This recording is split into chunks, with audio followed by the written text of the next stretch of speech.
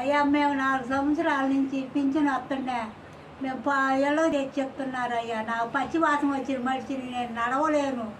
పోయిన నెలలో సచివాలయం పోయి వచ్చారు, పానం పోయింది. మాకు ఆడపిల్లలు చూసేలేరు, మగపిల్లలు లేరు నాయన. మేము నడవలేము. బ్యాంకీలు వద్దు, ఏమొద్దు. ఆ చంద్రనారాయణ బాబులు కేసులు పెట్టి ఇట్లా వారెంట్ల మీద ఎందుకు అయ్యా ఇట్లా చేయటం? మాకు జగనే కావాలయ్యా.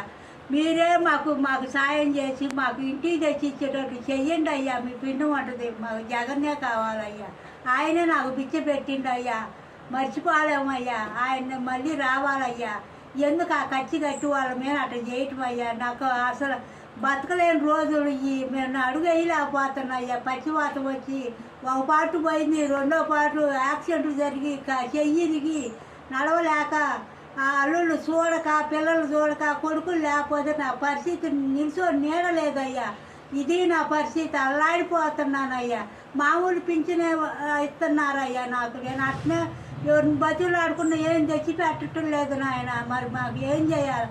మళ్ళీ బ్యాంకీలకి ఇవన్నీ చెప్పి వాళ్ళ మీద కేసులు పెట్టి ఆ బ్యాంకీలకి ఇంత చెప్పులు ఎందుకయ్యా ఆయన పెట్టేది? మాకు ఆ జగనే రావాలయ్యా. జగన్ పొన్నాను మాకు ఒడ్డునేసిండు అయ్యా. నాకు ఆయనే పింఛన్ ఇచ్చిండు అయ్యా. మళ్ళీ మాకు ఇంటికి తెచ్చి ఇచ్చేటట్టు మీరు పుణ్యం కట్టుకొని సాయం చేయండి అయ్యా. మీకు పుణ్యం ఉంటుంది అయ్యా. దిక్కులేని పక్షిలాగా నేను అడుగుతున్నాను అయ్యా. నా బోటోళ్ళు ఎంతమందో ఉండారయ్యా. ముసలోళ్ళు, దిక్కులేని వాళ్ళు అందరికి ఆదరిస్తున్నావు, అన్నం పెడుతున్నావు. ఈ ముసలివాళ్ళకి కూడా ఆశ్రయంలో మంచి ఉంటే చేసి మాకు సాయం చేయయ్యా. జగన్ పుణ్యాన్ని మాకు న్యాయం జరుగుద్ది కోరుకుంటున్నాం అయ్యా. ఆయన రావాలని